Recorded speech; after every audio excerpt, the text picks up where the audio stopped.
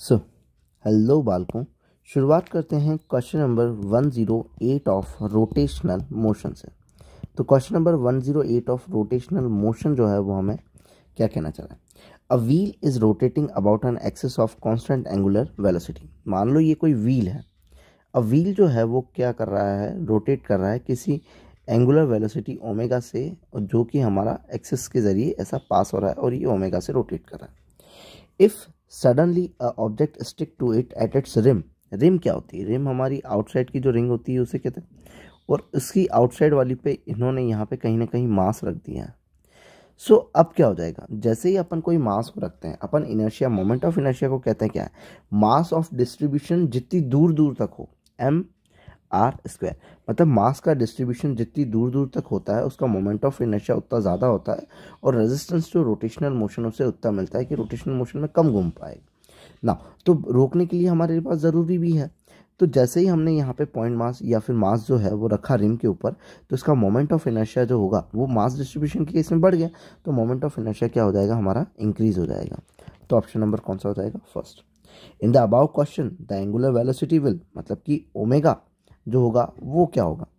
अब अगर कोई व्हील घूम रहा है तो अगर टॉर्क लग रहा होगा और चेंज में आ रहा कांस्टेंट एंगुलर वेलोसिटी, अब एंगुलर वेलोसिटी भी कांस्टेंट है ओमेगा, तो हम ये कहेंगे कि इसका लीनियर मोमेंटम जो होगा वो क्या रहेगा, कंजर्व रहेगा। L equals to I omega, जो कि हमारा क्या रहेगा, कंजर्व रहेगा। सो यहाँ पे मोमेंट ऑफ इनर्शिया जो होता है वो हमारा इन्वर्सली प्रोपोर्शनल होता है किसके, एंगुलर स्पीड के। और अगर हम कहते हैं कि मोमेंट ऑफ इनर्शिया बढ़ चुका है तो इसकी एंगुलर स्पीड जो होगी वो, या एंगुलर वेलोसिटी जो होगी वो क्या हो जाएगी, डिक्रीज हो जाएगी।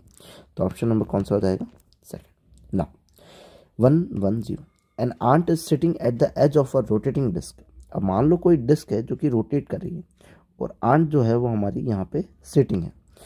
Now the ant reaches to one other end after moving along diameter the angular velocity of the disk will। अब ये जो आंट थी, एक्चुअली ये वाली जो डिस्क है हमारी कुछ इस तरीके से है कि ये यहाँ से ओमेगा से क्या कर रही है, रोटेट कर रही है। अब हमारी जो आंट है वो एक्चुअली इस वाले पॉइंट से यहाँ आती आती आती आती कहाँ तक आती है, सेंटर में आती है। तो जैसे जैसे वो सेंटर में आती है तो हमें पता है कि मास का डिस्ट्रीब्यूशन जो है वो लेंथ वाइज से क्या होता जा रहा है, कम। यहाँ बोलेंगे मास का डिस्ट्रीब्यूशन जो है लेंथ से क्या होता जा रहा है, कम होता जा रहा है। तो जैसे जैसे मास का डिस्ट्रीब्यूशन कम होता जा रहा है यूं जाते जाते, तो हमारा आई जो होगा वो क्या होता जाएगा, डिक्रीज होता जाएगा।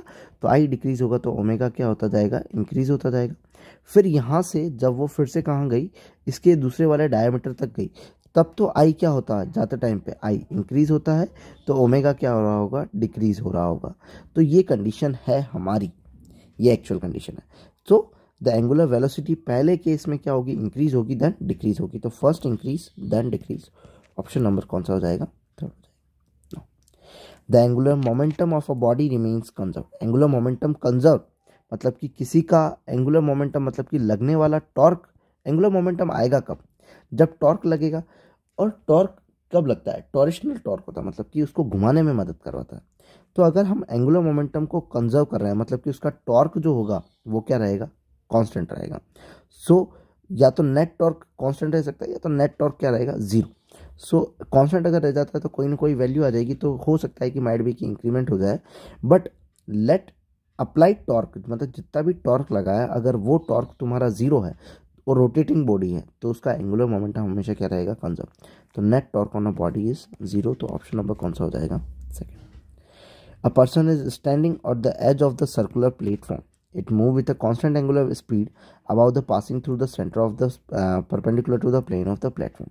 अब कोई सर्कुलर प्लेटफॉर्म है और वो एंगुलर स्पीड ओमेगा के साथ में क्या कर रहा है, घूम रहा है।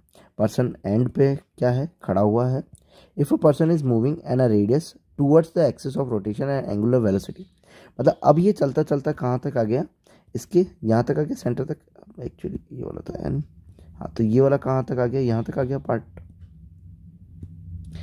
अब एक्चुअली ये आंट वाला केस ही है, जो आंट में जो केस हमने पढ़ा था वो के वही केस है। तो पर्सन कहाँ आ गया, रिम तक आ गया।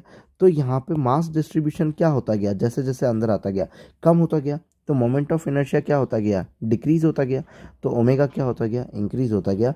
इसीलिए जब कोई डांसर होता है, जब वो रोटेट कर रहा होता है, तब वो अपने हाथों को कुछ इस तरीके से कर लेता है, अंदर सेंटर की तरफ लेके आ जाता है और उसके रोटेशन जो होते हैं रिवोल्यूशन पर सेकंड क्या हो जाते हैं, इंक्रीज हो जाते हैं। तो हमारा ओमेगा जो होगा, एंगुलर वेलोसिटी जो होगी वो इंक्रीज हो गई होगी। ऑप्शन नंबर कौन सा हो जाएगा, थर्ड हो जाएगा, क्योंकि मोमेंट ऑफ इनर्शिया क्या हो गया है, कम, दोनों इन्वर्सली चलते हैं। So if you like then please subscribe. Thank you.